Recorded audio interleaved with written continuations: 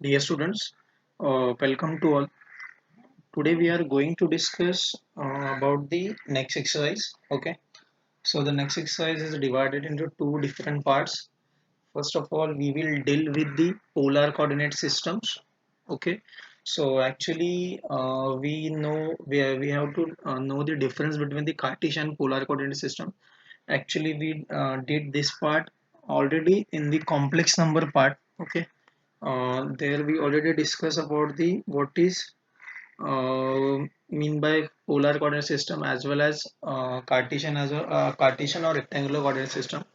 Okay, so first in the third chapter for the second exercise, first two examples are based on the polar coordinate systems. Okay, so we start with that part. Okay, first of all,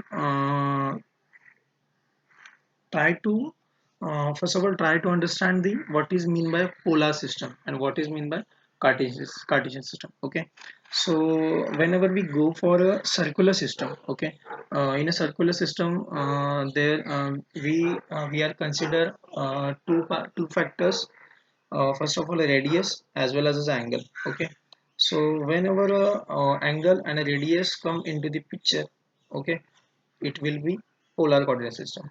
And whenever x and y, okay, so come into the picture, x-axis and y-axis, okay, so it will be a Cartesian or rectangular coordinate system. Okay, so as it is a given in this figure, okay, so in a polar coordinate system a figure is given. Okay, so this o x and this p is given. Okay, p has coordinates as a r comma theta. Okay, r means a radius of that whole circle. Okay, and that theta which is in a radius, okay, which is a central angle or which is the angle between op and ox. Okay, so whenever we go for a polar coordinate system, okay, this total polar coordinate system is defined by the two things. First of all, the radius, and second is a theta angle, which is given here. Okay, so it is a given in a theory part.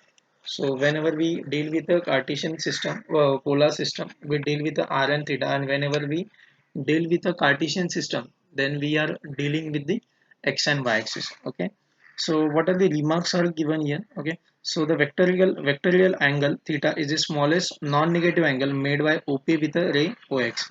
Means ये जो angle theta जो बनाया गया है, okay, ये theta angle क्या गया है, ओपी ने बनाया है ओ एक्स को बेस पकड़ के, ओ एक्स को बेस पकड़ के, ओ एक्स को बेस पकड़ के ये जो भी एंगल क्रिएट हुआ है ना यहाँ पे, ये हमारा क्या रहेगा, थीटा रहेगा। ऐसे ये डिफाइन कर रहा है। ठीक है, जो थीटा जो रहेगा ना, थीटा हमेशा 0 और 2 पाई के बीच में रहेगा, बिकॉज हमेशा हमें पता है कि जो सर्कुलर सिस्टम होती है, सर्कुलर सिस्टम हमेशा हमारी 0 to 2 पाई रहती है, तो 0 to 2 पाई के बीच में हमारा एंगल आने वाला है। ठीक है, बाद में क्या दिया है, पोल has no polar coordinates.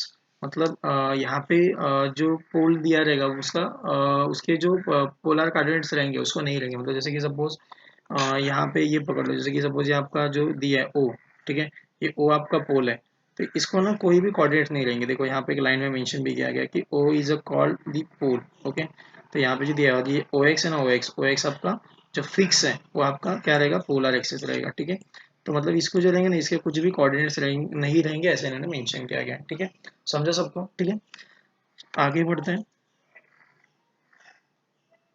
Next part दिया है कि एक्चुअली कार्टेशियन और पोलर में रिलेशन क्या होता है। तो कार्टेशियन और पोलर में रिलेशन क्या होता है, तो जैसे कि हम लोगों को पता है, जैसे कि ज़्यादा डीपली नहीं जाते हैं, मैं एकदम आपको सिंपली समझाता हूँ।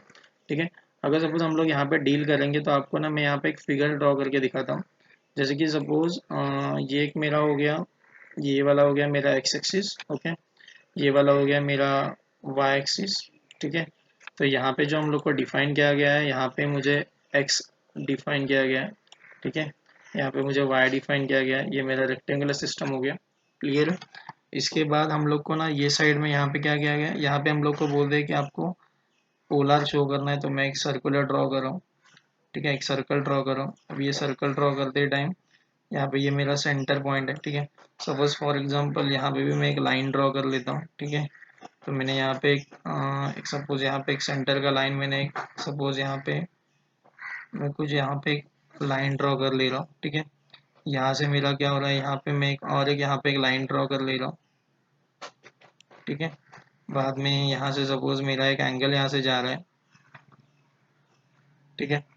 तो अभी क्या करते हैं, जैसे कि सपोज कोई भी एंगल, ठीक है, कोई भी एंगल अगर हम लोग सपोज कार्टेशियन में रिप्रेजेंट करते हैं, तो कार्टेशियन में रिप्रेजेंट करते टाइम वो कैसा दिखता है और पोलर में कैसा दिखता है, ये बहुत ज़्यादा इंपॉर्टेंट, ठीक है। अब जैसे कि यहाँ पे आपको दिख रहा है, ठीक है, हर एक चीज़ में क्या हो रहा है, जैसे कि सपोज ये मेरा ओ है, ठीक है, ये भी मेरा यहाँ पे ओ दिया गया है, राइट।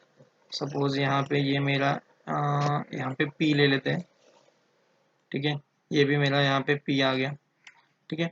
दोनों में डिफरेंस ऐसा है कि ये पहला वाला जो दिख रहा है ना, पहला वाला हमारा कार्टेशियन है या फिर रेक्टेंगुलर है, दूसरा हमारा जो दिख रहा है ना ये सर्कुलर है, ठीक है। तो कैसा होता है, अभी जैसे कि कार्टेशियन में कोई भी चीज़, जैसे कि सपोज आपने बोल दिया कि मेरा ये वाला पॉइंट है, ठीक है, तो ये वाला पॉइंट अगर आप बोल दे तो वो वाला जो भी आप पॉइंट ले रहे हो ना, वो वाला पॉइंट आपका जब भी आएगा ना, तो पॉइंट कैसा रहेगा, ये वाला पॉइंट अगर आप निकालना चाहते हो तो ये वाला पॉइंट क्या रहेगा, ये वाला पॉइंट एक्स एक्सिस से कितने डिस्टेंस पे है, ठीक है, और वाई एक्सिस से कितने डिस्टेंस पे है, इसके अकॉर्डिंग हम लोग इसको काउंट करते हैं, राइट। मतलब यहाँ पे जो भी ये पार्ट मिलेगा ना, तो यहाँ से ये x कितना डिस्टेंस ट्रैवल कर रहा है, ठीक है, यहाँ से कितना y डिस्टेंस ट्रैवल कर रहा है ना, उसके अकॉर्डिंग यहाँ पे जो भी आपको पार्ट मिलेगा ना, ये आपका रहेगा x, y। समझ में आ रहा है मैं क्या बोलता हूँ, तो ये आपका रहेगा x, y, ओके। और मैं जो दूसरा वाला बोल रहा हूँ, दूसरे वाले केस में कैसा रहेगा, यहाँ पे जो दिया गया ना, यहाँ पे जो मेरा यहाँ पे जो भी मेरा एंगल यहाँ पे जो क्रिएट हो रहा है, ठीक है, तो ये एंगल, ठीक है, एज वेल एज मेरा जो यहाँ पे सर्कल दिख रहा है, ये सर्कल का जो भी ये रेडियस है, तो ये मेरा रेडियस और सर्कल आर, ठीक है, इसके अकॉर्डिंग मेरा ये वाला जो पॉइंट है ना, ये वाला पॉइंट डिसाइड होता है, ठीक है। समझ में आ रहा है, जो पी पे यहाँ पे पॉइंट है, तो ये पॉइंट मेरा कैसे डिफाइन किया जाएगा, ये बोला जाएगा आर कॉमा थीटा। क्लियर है ये, ठीक है। तो इस तरीके से ना दोनों के अलग अलग पैरामीटर्स है, दोनों के भी जो हम लोग चीज़ें फाइंड आउट करते हैं इस तरीके से रहेगा, ठीक है।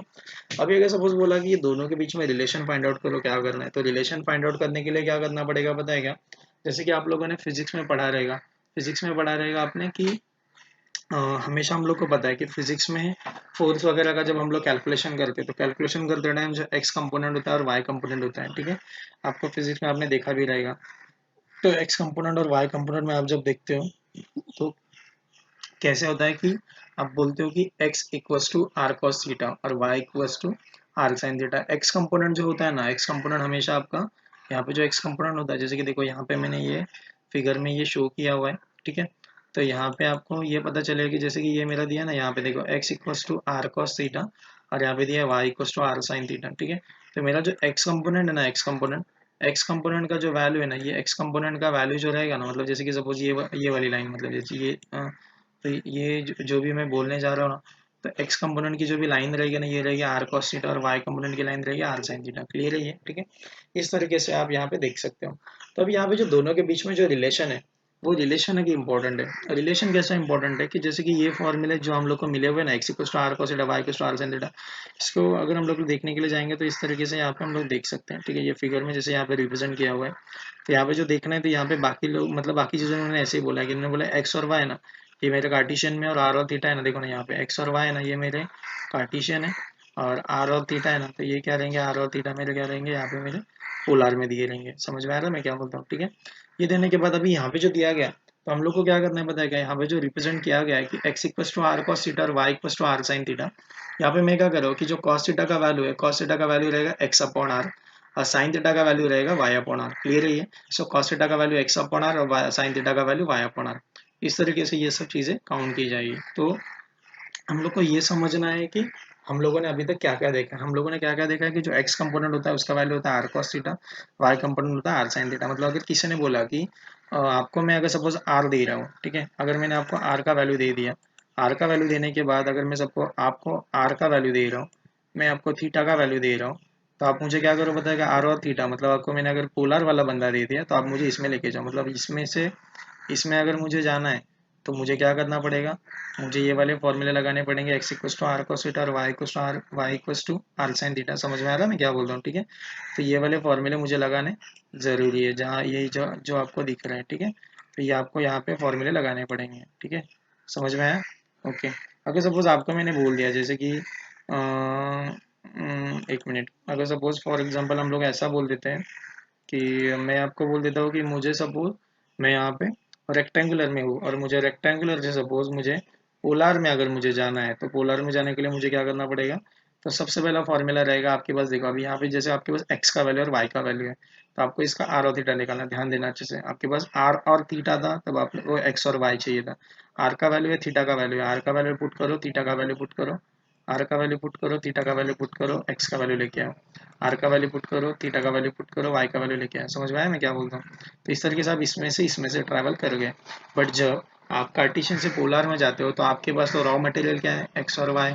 आपको जाना किस में, पोलर में जाना है, तो आप ना ये वाला फॉर्मूला अप्लाई करोगे, r equals to x under root x square plus y square. ठीक है, सो ये एक फॉर्मूला रहेगा, यहाँ पे मैं नीचे मेंशन किया गया, आपको दिखाता हूँ अभी मैं। ठीक है, तो आपको ना ये वाला फॉर्मूला यहाँ पे यूज़ करना पड़ेगा। ठीक है, ये सॉल्व एग्जांपल है, आगे चलते हैं। जैसे कि यहाँ पे देखो, मैंने यहाँ पे कुछ फॉर्मूले लिखे हुए हैं। तो जैसे कि यहाँ पे आपने स्टार्टिंग के देख चुके हो आप। तो जैसे कि मैं, एक मिनट है,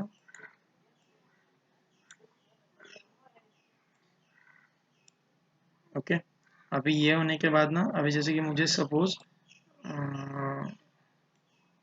मुझे अभी सपोज यहाँ पे मेरे रेक्टेंगुलर से मुझे पोलर में ट्रैवल करना है, तो ट्रैवल करते टाइम मैं क्या करूँगा, मैं करूँगा कि मेरे पास ना ये वाला फॉर्मूला, ना ये वाला फॉर्मूला मेरे लिए इंपॉर्टेंट है। जैसे कि under root of r square plus x square plus y square.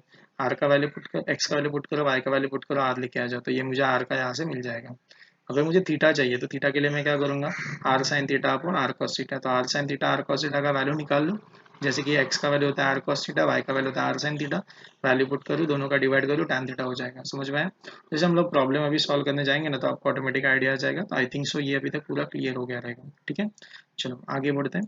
तो इस तरीके से हम लोगों ने ये वाले पार्ट में रिलेशन देख लिया कि किस तरीके से हम लोग सॉल्व करते हैं। ठीक है, आगे बढ़ते हैं। नेक्स्ट पार्ट में क्या दिया हुआ है, नेक्स्ट पार्ट में अगर हम लोग आगे बढ़ेंगे, तो हम लोग को यहाँ पे दिया गया है, पहला वाला मैंने एक सॉल्व एग्जांपल लिया हुआ है, जैसे कि आपको थोड़ा सा क्लियर समझे। यहाँ पे क्या बोला गया है कि find the Cartesian coordinates of the points whose polar coordinates are 2, मतलब यहाँ पे जो दिया गया इक्वेशन है ना, तो इसको हम लोग को क्या करना है, कार्टेशियन कोऑर्डिनेट को इस तरीके से सॉल्व करना है कि जिसके हम लोग को पोलर कोऑर्डिनेट्स दिए हुए हैं।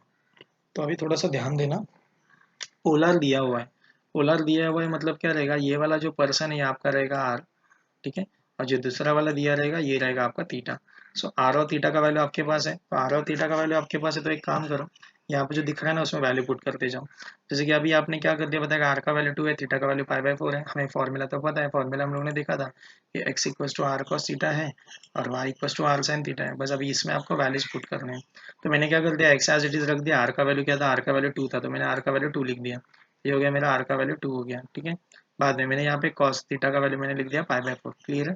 देन ये पुट करने का देखो, अभी यहाँ पे cos π/4 कितना होता है, तो cos π/4 होता है 1/√2। तो ये 2 एज इट इज आ गया, cos 45 हो गया 1/√2। तो यहाँ पे मैं कट कर देता हूँ, तो इसको मैं कट करूंगा तो मुझे क्या मिलेगा, तो ये अगर कट हो जाता है तो यहाँ पे बचेगा 2, यहाँ पे बचेगा सिर्फ √2। ठीक है, तो यहाँ पे मेरा वैल्यू √2 आ गया, तो मेरा यहाँ पे सिर्फ √2 × 1, तो √2 बचेगा। क्लियर है ये होने के बाद देख, देन हम लोग नेक्स्ट पार्ट पे आते हैं, y equals to 2 sin π/4। 2 sin π/4 में अगर हम लोग आते हैं, तो यहाँ पे ये 2 हो गया। देन साइन π/4, साइन π/4 क्या होता है, साइन 45, साइन 45 होता है 1/√2। बस हम लोग इसको पुट कर देंगे, इसको सॉल्व करेंगे तो √2 हो जाएगा हमारा। ठीक है, तो ये कट हो गया, तो यहाँ पे √2 × 1 √2 हो गया। ठीक है, next, so required Cartesian coordinates are, क्या मिलेंगे हम लोग को, एक एक्स का वैल्यू मिलेगा, वाई का वैल्यू मिलेगा। तो required Cartesian coordinates are √2, √2। Clear है सबको, समझा। तो इस तरीके से हम लोग क्या कर सकते हैं, इस तरीके से हम लोग इसको सॉल्व कर सकते हैं एकदम इजी तरीके से। क्लियर है सबको, समझा। ठीक है, आगे बढ़े। ठीक है, नेक्स्ट पार्ट में चलते हैं। ठीक है, नेक्स्ट पार्ट में जो हम लोग को दिया हुआ है ना, यहाँ पे कुछ फॉर्मूलेज है, वो फॉर्मूलेज हम लोग पहले देख लेते हैं। फॉर्मूले जैसे मेंशन किए गए कि अगर आर का वैल्यू, जैसे कि अभी अभी जो हम लोग ने देखा हुआ है, हम लोग ये सब पता होना चाहिए कि एक्स का value r cos theta, y का value r sign theta, tan theta का value r sign theta upon cos theta है, आर स्क्वायर का value x square plus y square है। ठीक है, और यहाँ पे दिया गया cos थीटा का वैल्यू एक्स अपॉन आर और साइन थीटा का वैल्यू दिया वाई अपॉन आर। ठीक है, तो ये इसी तरीके से हम लोग कर सकते हैं इसको। ठीक है, और बाकी का जो दिया हुआ है अभी एग्जाम्पल नंबर 1 हम लोग नेक्स्ट वीडियो में करते हैं।